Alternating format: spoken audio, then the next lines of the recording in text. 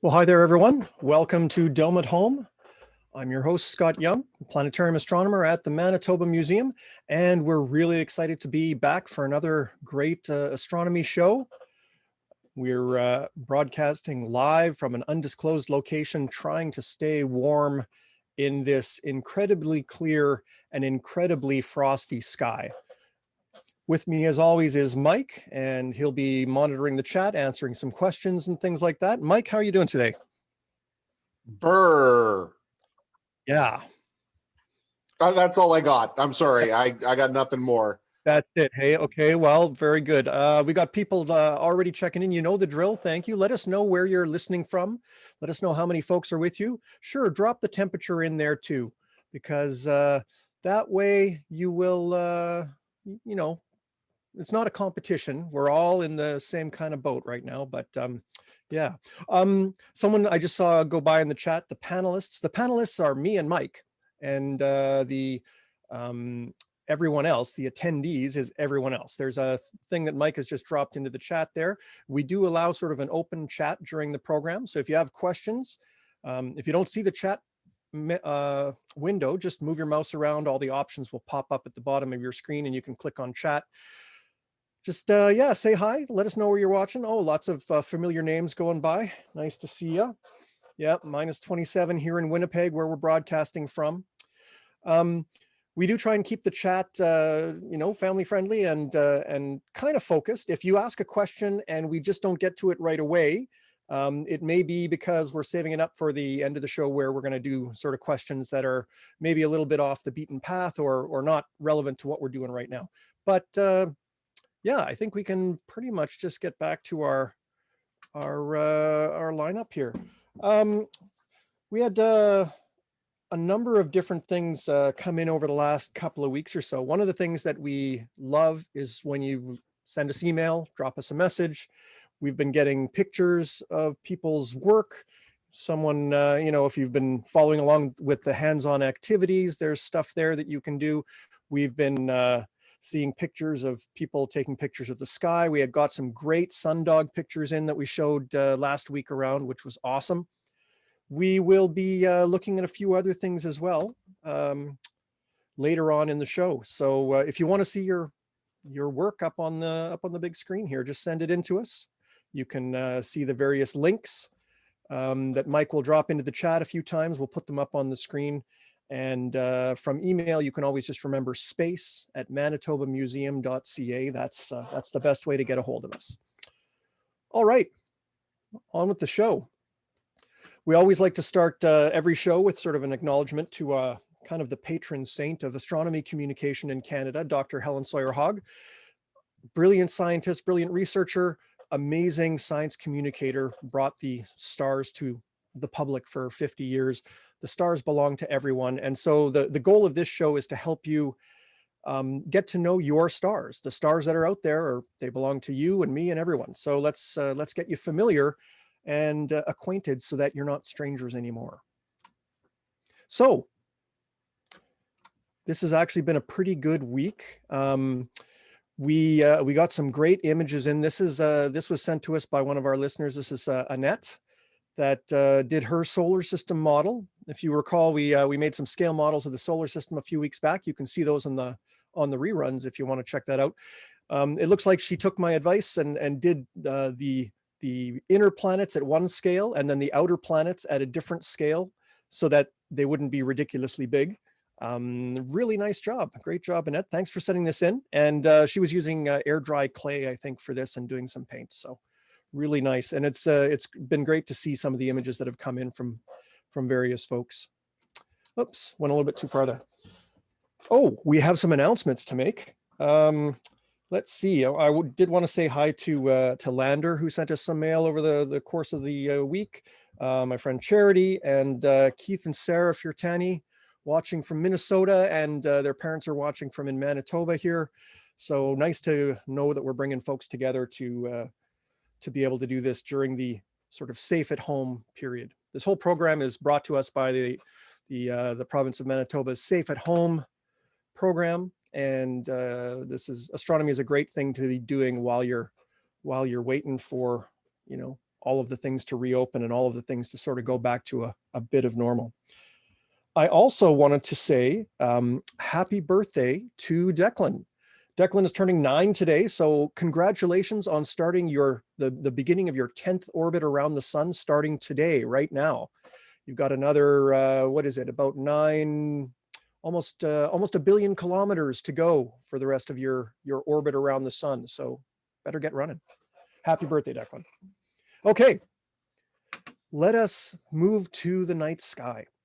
We're using our program called Stellarium here. This is free software that you can download and make your own little desktop planetarium. The sky doesn't change all that much week to week in terms of where the constellations are. So if you remember where things were last week, if you have gone outside and you haven't lost your fingers and toes to the frostbite, things will be roughly in the same spot. There's only a few changes that have really been going on. We're pretty much near new moon right now, and so there's not a lot of moonlight in the sky. So this is actually a really good time if you do have the ability to get out of the city and you know for sure that your car is not gonna, stall on you or something like that, so you won't get trapped out there. This is a good time to be out of the city and get a nice good look at the stars. Off in the north, we still have our, the Big Dipper. Oops, the North Star is not quite visible there. Let's just make a little adjustment. There we go.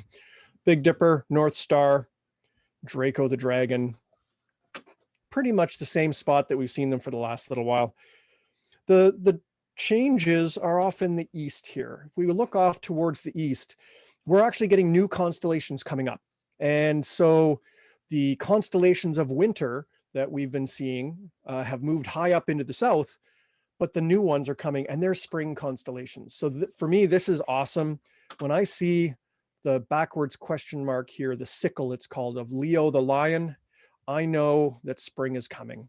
And for me, that's huge. So this is Leo, and it's rising in the east right around now, 7 o'clock or so. The other constellation up here that's it's made of faint stars is called Cancer the Crab. It's another one of the zodiac constellations. It's quite faint, a little bit harder to see. And then up above it, we have Gemini the Twins. Gemini is going to be our feature in Connect the Dots a little bit later on. And so we'll get to Gemini, but some nice bright stars there. In the south, we of course have Orion the Hunter. We spent a bunch of time with Orion over the last couple of weeks. The 3 stars in his belt, Betelgeuse up here in his shoulder, and Rigel down here. Now you can start to see the brightest star in the sky fairly early in the evening. It's not in Orion, but we use Orion to sort of find it. If you look at the belt of Orion, these 3 stars sort of, they kind of draw a line, not a perfect line, but pretty good. And they sort of go down in this direction to the brightest star in the entire sky. Anything brighter than this is going to be a planet or the sun or the moon. This is the star Sirius. It is often called the dog star because it's part of a constellation called Canis Major. But Sirius is the one that really jumps out at people. We often get a lot of people calling at this time of the year saying, hey, there's this star that's low in the southeast and it's flashing all these colors, red and blue and green and stuff like that. What is that? Is that a planet? Well, no, it's the star Sirius. When the light from a star comes through the Earth's atmosphere, there's all the heat waves, there's all the distortions and things like that. And basically it gets broken into little rainbow images that dance around. And that's basically what we call twinkling. When the stars are sort of twinkling back and forth, that's what's happening. Sirius is bright enough that its little twinkling images can trigger the color receptors in our eyes, and we can actually see the red and the blue and the green. It can be really, really beautiful, especially if you're looking like I do right over my neighbor's house and right through the chimney stack where all the heat's coming out of their furnace. It really makes Sirius dance around really nicely. So if you can line that up, that's a way to sort of simulate that. So yeah, Sirius is definitely an interesting star to look for, and it's now finally high enough up in the evening that we can see it pretty well. Over in the west, we're saying goodbye to the constellations of autumn. You can still see the great square of Pegasus, which is these 4 stars here, and a trail of stars down below it. Again, it's supposed to be a flying horse At this time of the year, it's standing up on its head. Again, we don't worry too much about those things. Those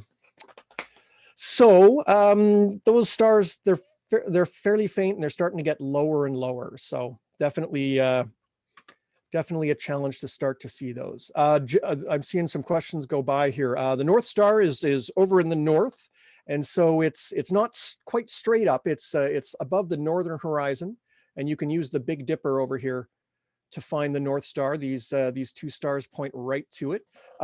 Which dipper is my favorite? The Big Dipper, because it's nice and bright and easy to see. Can we still see Gemini? Yes, we're going to be seeing Gemini very well, and we are going to check out the constellation Gemini in detail. It's got some really interesting stars that we'll get in there. And Licia is talking about who's watching the Perseverance rover. Yes, this is the time of Mars, basically. If you want to think about it, Mars is up there in the sky. In fact, it didn't quite show up here in our map, but it's high up in the south. If you look high in the south, there's Orion. It's way over here. It's actually quite far from us right now. It's about 200 million kilometers away, long enough that any radio signal from Earth takes about 11 minutes to get there. And so these spacecraft that are there, they're pretty much on their own. And if you were driving a car and you had an 11-minute delay between you seeing something in front of you and you turning the steering wheel, it would not work out. That's basically what the rovers are doing. They are pretty much autonomous, and we'll be checking in with those rovers and the spacecraft that just got there the last couple of days in the show as well. Okay, let me just advance my highly technical script here. If you do go outside constellation wise, you have to be very careful. It is very cold. Make sure that you're doing so safely. It's best to go with someone else, best to go to a place where you can warm up, things like that. Don't get caught outside, because it is a dangerous level of cold right now. This is the time that a lot of people are asking, can I observe through my window? Well, even if you like just your eyes, for sure. If you have binoculars or a telescope, you might find that looking through a piece of window glass is going to give you some distortions, but you know what? It's way better than freezing your fingers off. So go for it. Any kind of observing of the sky is great. I used to turn off the living room lights when I was a kid and just look out through the picture window in the living room with my binoculars. And I had a great old time. Sure, I could have had a better view if I was outside, but it's not worth it with the cold. Okay, so we are going to move on to our Connect the Dots segment, which is sort of our constellation of the week. Essentially, we feature one constellation that we can get into a little bit more in detail. And this week it is Gemini the Twins. So who's a Gemini out there? Who knows if they're a Gemini or not? You know, horoscopes, birthdays, all that kind of stuff. We're not going to worry too much about that aspect of things. But I do have to say, you know, 1/12 of the world pretty much knows Gemini because it's their horoscope sign or their sun sign or whatever. That connection with the sky, that's great. Go out and look for your constellation. Right now, Gemini is really well placed in the sky. It's over in the southeast sky. It's up nice and high. You don't have to wait too long to see it. And it is made of some really nice bright stars. It kind of looks like I don't know, it looks like a coffin to me. Kind of like, I don't know. When I was a kid, I was into vampires. So it kind of looks like a coffin shape with sort of like, I don't know, maybe it's not, more of just a box, I guess. The lines, if you draw them together, we're using the H.A. Ray constellation drawings, as one of our viewers suggested last time. Kind of looks like two stick people with their arms around each other. Gemini is called the Twins, and they're kind of named after these two bright stars that mark the heads of the twins. So Castor and Pollux in Greek mythology were two brothers, well, half brothers. They had the same mother. One of them, the father was the king of Sparta, and the other one was Zeus, because if you know your Greek mythology, that's kind of a Zeus thing. So despite this, these brothers were best of friends, but because, let's see, which one was it? It was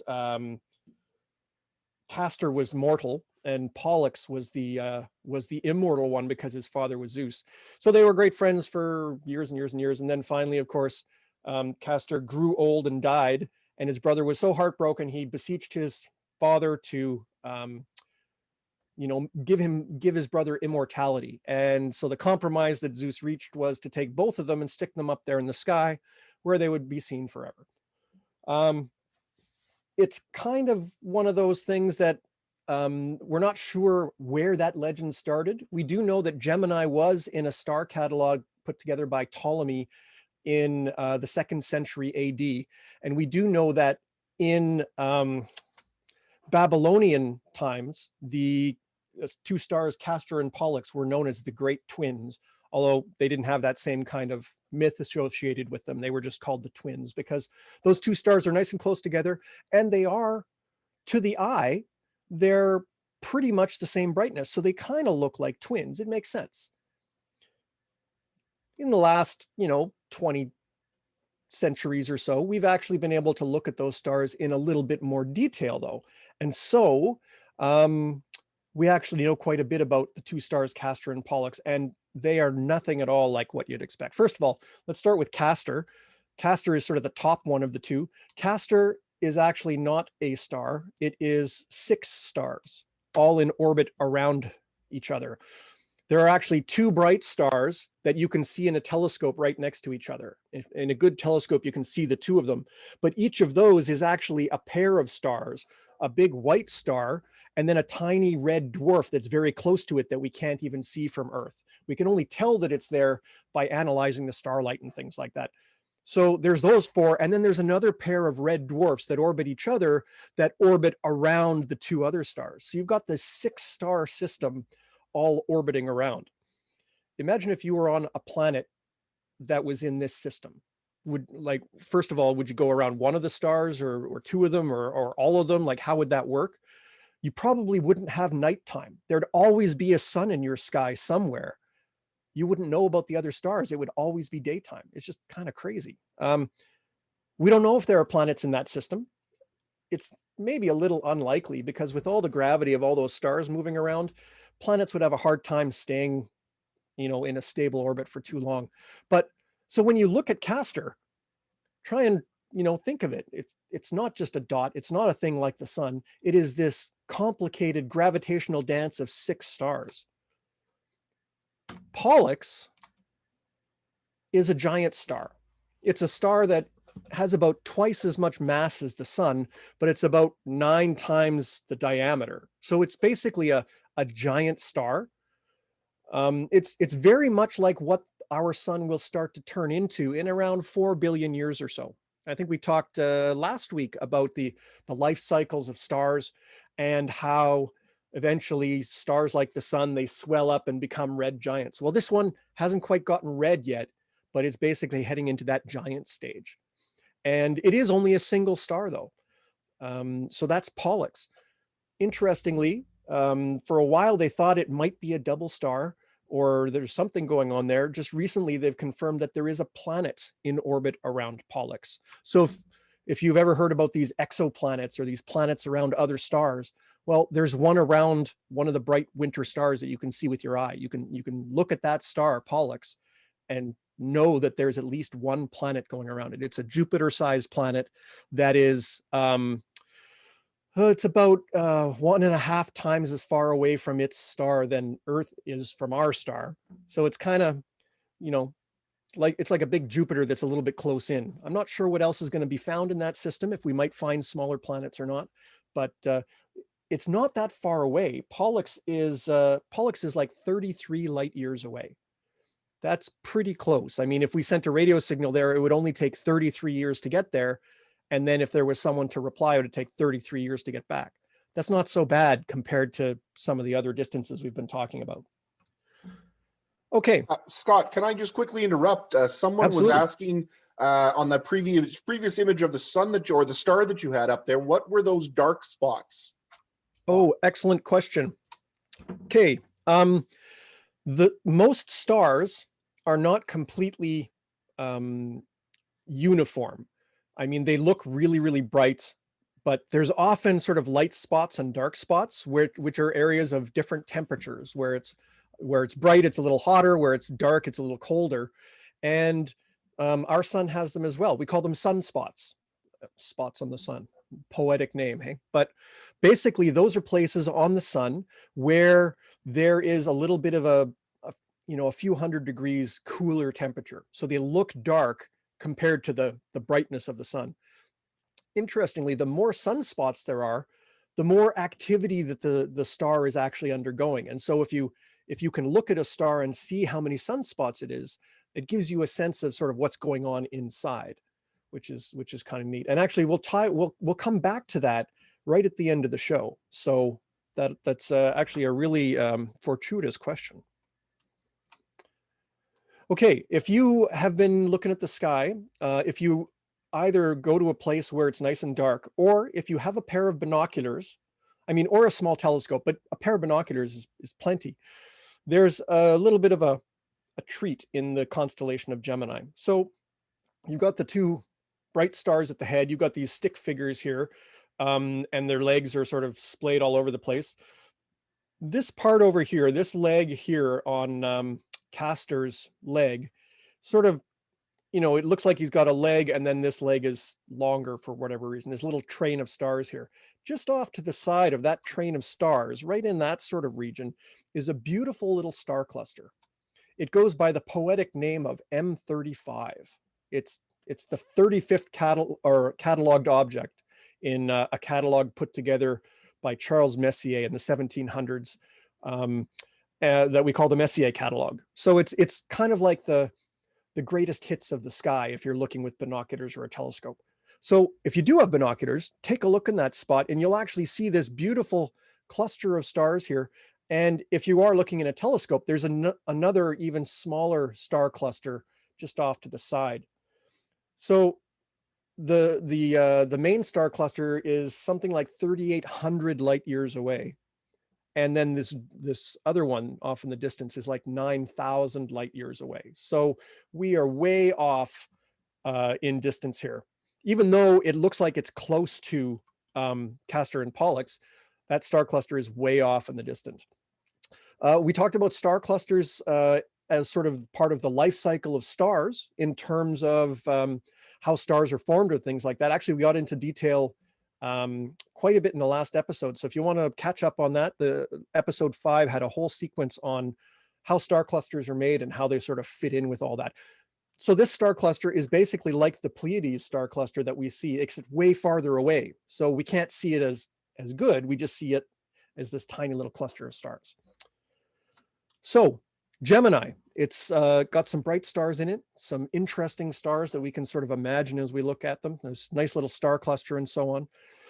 It was also the site where back in 1781, the planet Uranus was discovered, just happened to be in the constellation of Gemini. That's actually why Gemini is a zodiac constellation. The planets move through. Right now, there are no planets in Gemini, but if we wait long enough, eventually a planet will sort of cruise through that part of the sky. So Mike, do we have other questions that are sort of related to what we're talking about here? Things are going by so fast on the chat here, I just can't keep up.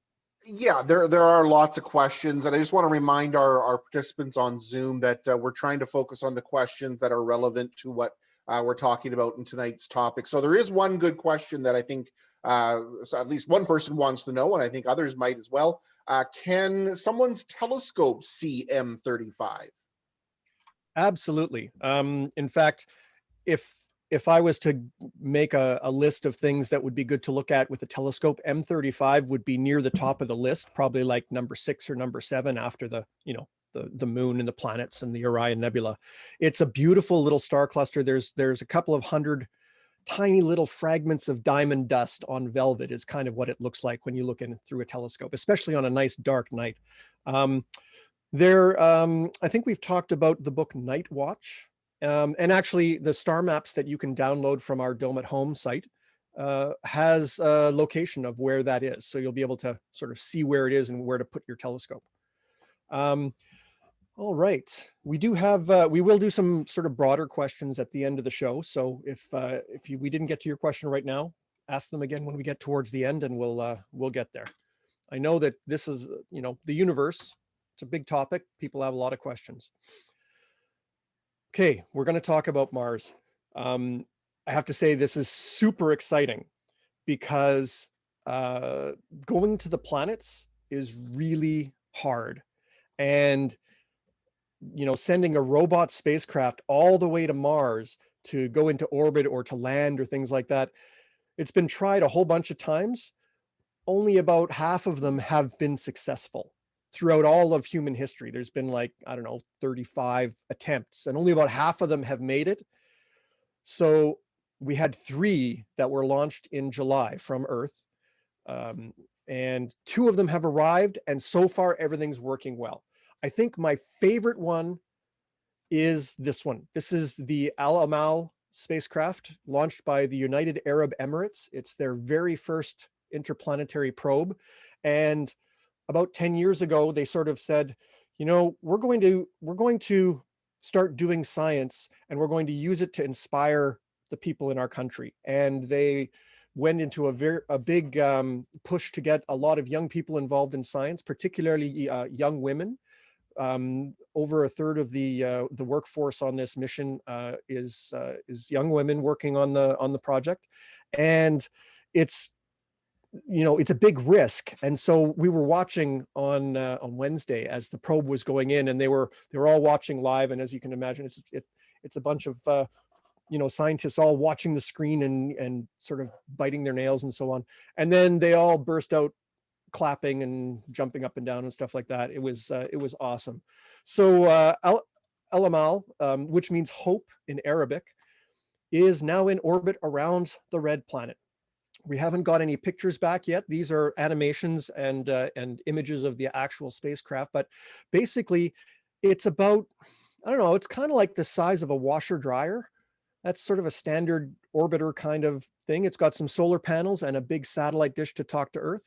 And then it's got cameras and all sorts of scientific instruments. And its job is to basically study the atmosphere of Mars and to sort of understand how the atmosphere has changed and what's in it and all that kind of stuff. So it's a pretty bold mission, especially for a first attempt from a country that's new to space.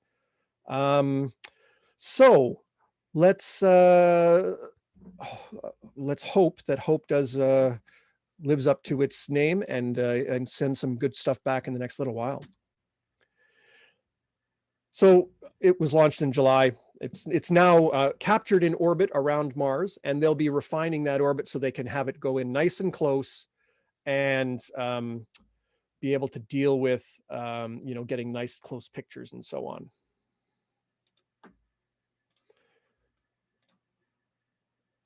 Okay. Mike, there's a chat thing to look at, and you're probably working on that already. Here's the second one. This is the Tianwen-1 spacecraft from China.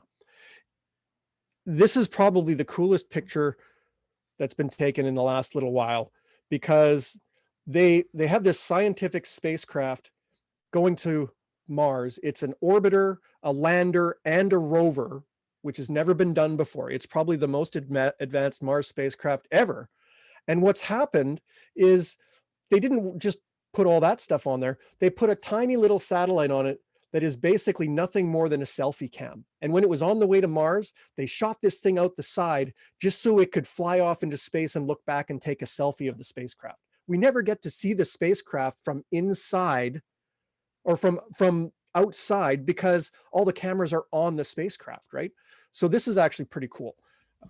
Up on top here, you've got the big rounded aero shell, which is basically, this is where the lander is inside this, and there's a heat shield there. So this is the part that's going to pop off and then land on the planet.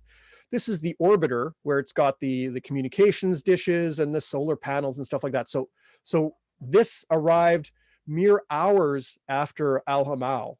It wasn't quite a race. We knew that they were going to come in this order, but it was very, very close in terms of when it came in. And so the Chinese probe is also in orbit. The lander doesn't go down yet. They actually go into orbit, and then they stay in orbit and figure out where they want to land for sure. So the landing will probably happen in May is what the plan is now. And that will be the main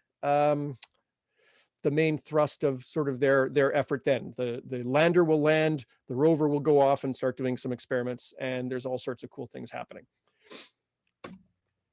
So yeah, a 3-piece mission, which is really ambitious, and I'm really excited to see this one going as well. We do have one more spacecraft that is on the way, and it will arrive uh, next week, just before our next show. I think it's 3 o'clock in the afternoon on February the 18th. That is the Perseverance rover. It's launched by NASA, and it doesn't go into orbit. It just basically plummets straight down to the surface of Mars, goes through what the NASA calls 7 minutes of terror, which is basically the entry into the atmosphere, the big heat shield, the surviving of the flames and the heat, the parachute, the retro rockets, and then a sky crane that will lower the rover down to the surface. Super complicated, super crazy.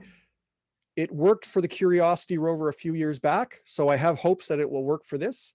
And it's a really exciting mission as well. We'll be focusing on that mission next week because we will know for sure that it has landed successfully next week. And so we'll get into more detail then on exactly what's going on there. But all of these probes are really trying to answer that question.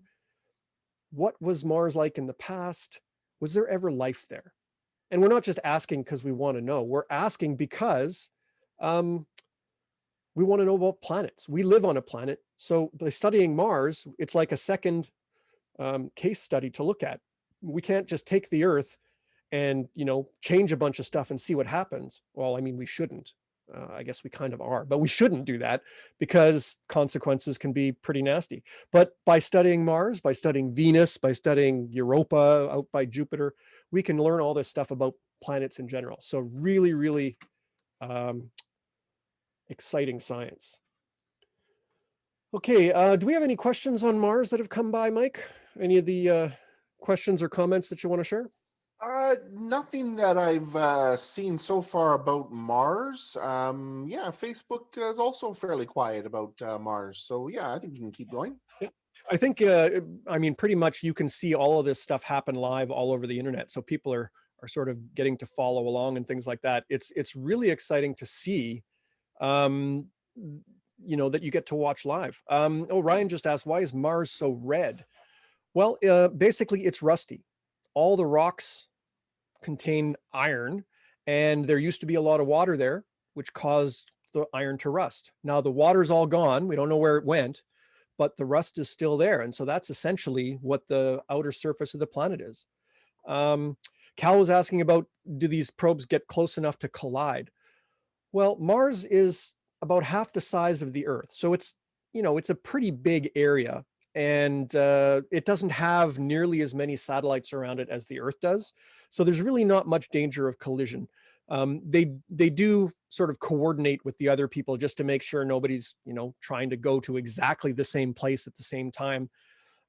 Partly for safety, but mostly because if someone's already been there and taken those pictures and looked at those rocks, you kind of want to go somewhere else to get new information. So we're not going to worry too much about that. Cindy was saying, are they going to come back to Earth? Well, none of these probes are designed to come back to Earth, but for some reason, the Perseverance rover is going to pick up some samples, drill into the ground, put them in tubes, and save them so that a future mission could come there and pick them up and bring them back to Earth. I'm not sure why they're doing that, to be quite honest. I mean, if you're going to build a whole nother mission that's going to go to Mars, land next to this spacecraft, have an arm on it that can reach over and grab the samples and then put them in and then blast back off and come to Earth, why don't you just get the samples then? Why don't you just land somewhere, pick up the samples then, and then come back to Earth? It kind of makes no sense to me. I mean, I guess it means, sure, you get samples from this particular place, but then you have to send another spacecraft to this particular place. It really doesn't make a lot of sense why they've chosen to do that. But I'm sure that there is some reason. Maybe it's just the promise of the idea that we could come back for them, and so we will come back for them. I think there's always the sense that, is this going to be the last mission for a while? Will there be not enough money? Will there be political changes? Will there'll be all these kinds of things? I mean, NASA gets a fraction of the, like way less than 1% of the American budget. And most other countries, it's the same kind of thing. So it's not like they have a lot of money, and it's not like, you know, other things are not getting done because of NASA, but there's always this sense that, you know, that might happen. Oh, Kirthan has a point here. The reason that NASA plans to store samples is because they want to store samples that are uncontaminated by Earth materials as possible, so that if somehow Earth organic material gets there on some other mission, we will have the pristine samples that Perseverance collected.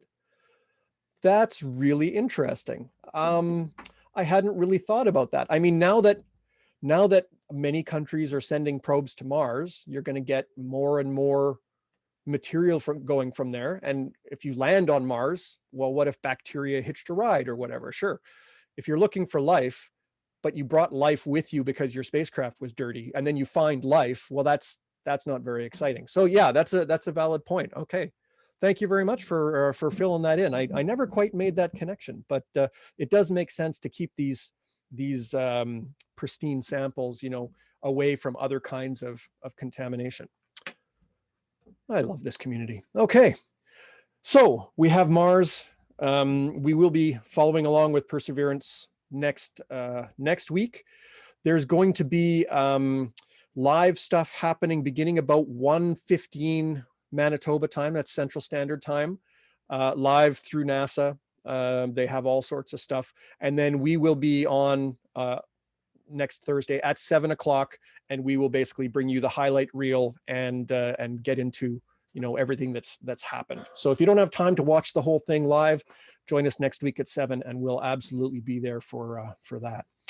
Okay, let's see here. We'll move on to our next sort of segment here.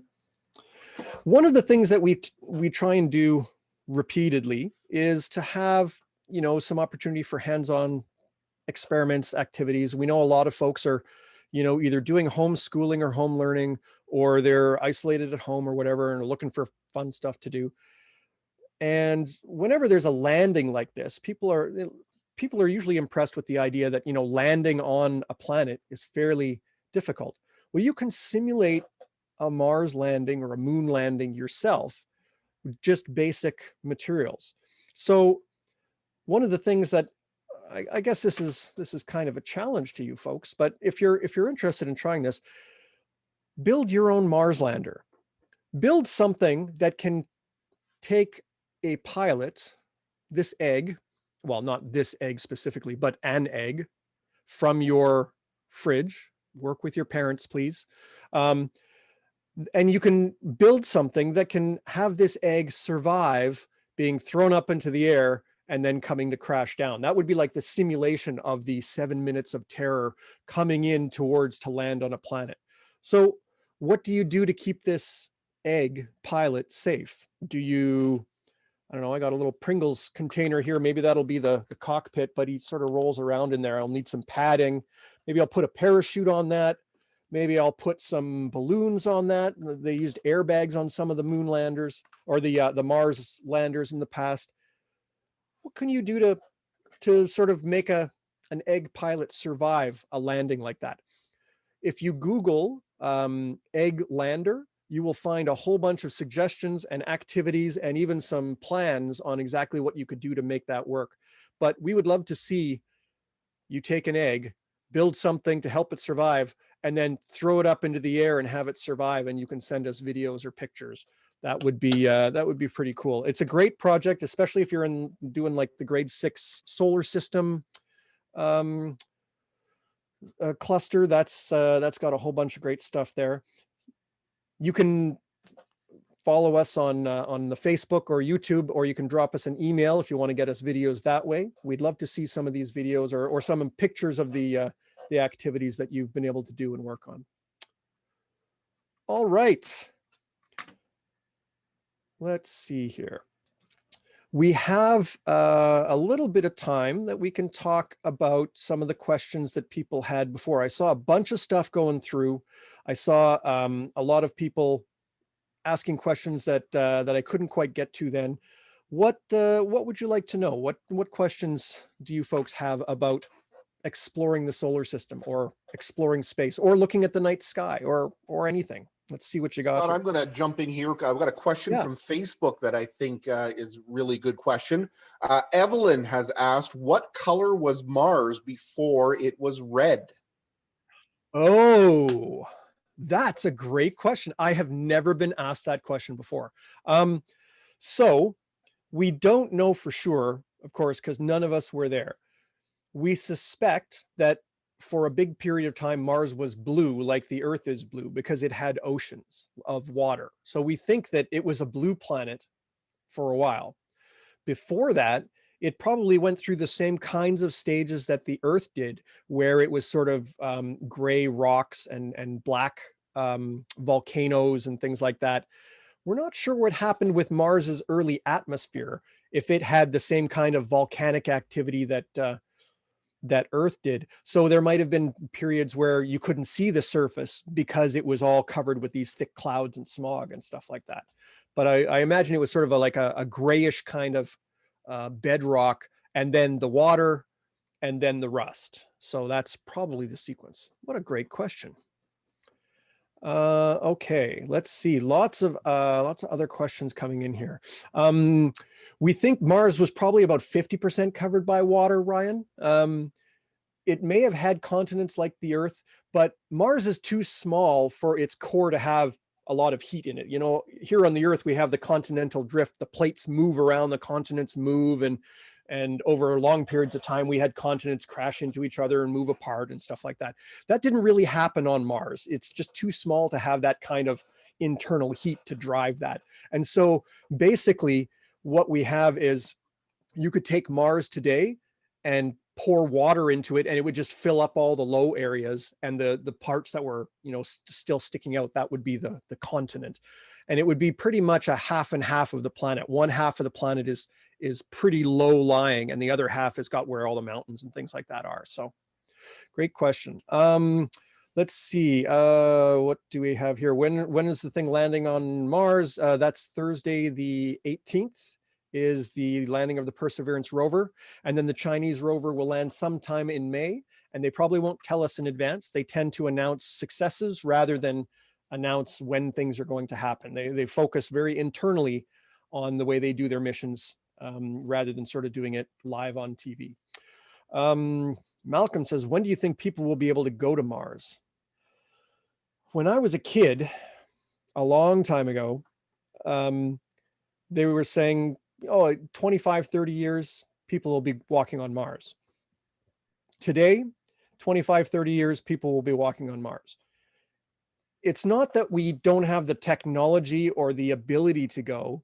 We just haven't really decided to go. I mean, it would take probably 20 years of solid effort to go from, you know, where we are now to building the rockets and the spacecraft and being able to take enough food and being able to do everything you need to do and going to Mars. But you can't start it and then stop it. You can't start it and not give it enough money to do it. You have to decide you're going to do it. And the thing is, it will take longer than any politician will be in office. Like the American presidents can only be in for 8 years.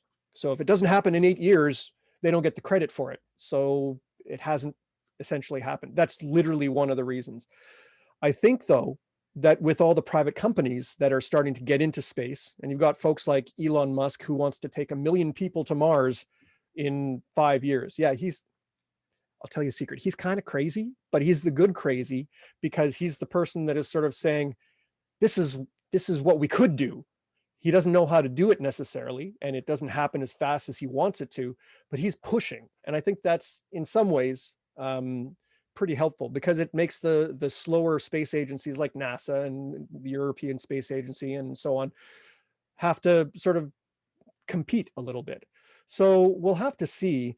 I'd be surprised, though, if it was anytime soon. In fact, I'll be surprised if we have humans back on the moon by 2024, which is the current NASA plan. I think that'll get pushed off a few years as well, just based on cost and all that kind of stuff. The Americans have a few things to deal with right now, and I don't think NASA is necessarily the highest priority. However, I did find out that the new president, Joe Biden, asked for one of the NASA moon rocks to be brought to the Oval Office. So he's got a moon rock in his office. So hopefully that means he likes space. So we'll have to see what happens. There's a couple of questions back and forth about life in space, living forms in space, all that kind of stuff. So here's the basics. We know that there is life on the Earth. Some will argue that there's even intelligent life on the Earth. The proof is, questionable at some times. But all we know for sure is that there is life on the Earth. And then we have little pieces of evidence that suggest that there might be life from other places. There, you've got everything from there was water on Mars. Maybe they thought they found some fossils on Mars, but that turned out not to be the case. We've got life that could exist in environments like Mars, living here on Earth.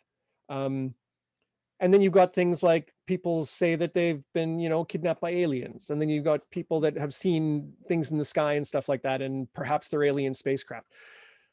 None of those, unfortunately, give us the answer. If an alien was to land,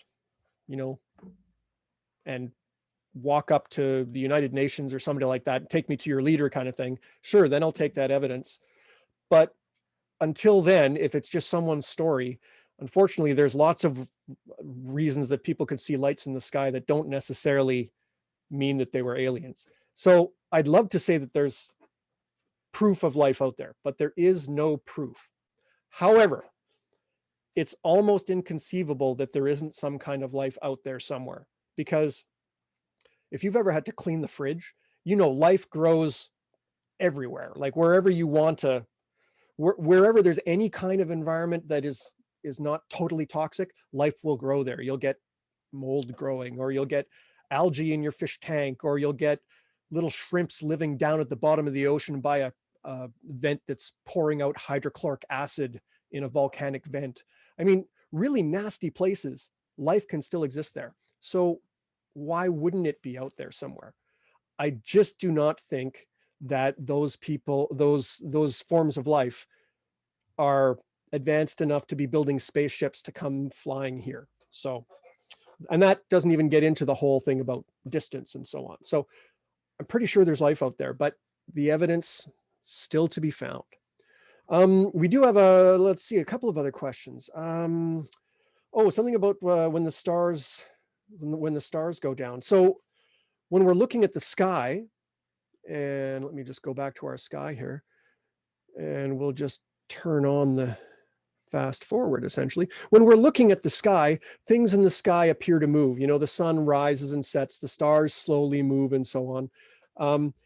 All of that is because we live on a planet, the Earth, and the planet is round and it spins around. And so all of us right now are being carried towards the eastern horizon at about, well, if you're here in Manitoba, it's about 700 kilometers an hour. If you're at the equator, it's more like 1,000 kilometers an hour. That's fact. That's truth. And because we're moving as the Earth rotates, when we look out in the sky, we see the stars moving the other way. It's like the mirror image. And so when those stars spin around, and when the Earth spins around, so you're facing away from those stars, you can't see them because the ground's in the way. So basically, the whole sky cycles around, it looks like, and all that's caused by the Earth rotating. So basically, those stars are visible from the other side of the Earth at that point, but they're not visible from us. And that cycle has been, observed for thousands of years. That was our first clock, our first calendar. So lots of really good stuff there. Mike, do you have any other questions there? I just, I'm looking here, and I just got a little red box here that says 99 new messages. So I don't know where we are. No, yeah, you're right. The questions have been flying past, but you have answered quite a few of them about Mars. They touched on a few that people have had on Facebook, and even a couple that we've had on YouTube. So thank you to our YouTube viewers who are participating as well. But I think you pretty much got all the good ones there. I just want to remind everybody that, of course, we've got previous episodes of Dome at Home. A lot of people asking about things about star lives. And of course, we covered that in episode 5. So I definitely encourage you to check out our previous episodes on YouTube in order to see, get some of your questions answered there. Yeah, great. That's right. We have a bunch of all these programs are archived, and there are downloadables and activities and all sorts of other things that you can access as well through our Dome at Home website, which is part of the museum's website. And let's see, we also have, come back here, there we go. We have a bunch of things coming up for next week. Like I say, we're going to be recapping Perseverance. We're going to be checking out one more zodiac constellation in the sky. And we'll also be hopefully showing off a few of the Mars lander creations that some of you will make, or even just some ideas here. Oh, we got some. Oh, something from Malcolm. Oh, thanks very much. Yeah, I think I may have spoken to your guidance counselor that she's bringing Dome at Home in. And oh, thanks, Ms. Murray, for being an awesome and engaging teacher. So that's Malcolm from 6M classroom. And yeah, for sure. I know that a number of teachers are using these programs in their classes, and that's great. And you can always just drop us an email, drop us a line in terms of, oh, let me turn off the link there. There we go. Direct message. You can also tag me individually. I'm Scott the Skywatcher on Facebook. So if you have other questions, you can drop them through there. Thank you all for attending. We'll be back next week with a new show. And I hope that between now and then, it will warm up enough that I can get out with the telescope and start taking a few pictures that we can share with you. It's always nice to be able to do some live telescope stuff as well. And so click like on the Manitoba Museum's Facebook page and on the YouTube page, join their email list that Mike is dropping into the chat, and you'll find out when we're going to go live and do all these things. Thanks again for attending, everyone. We will see you again next week, where we'll go back to Mars and we'll also explore the night sky. So thank you all for coming. Have a wonderful evening, and I'll see you under the stars.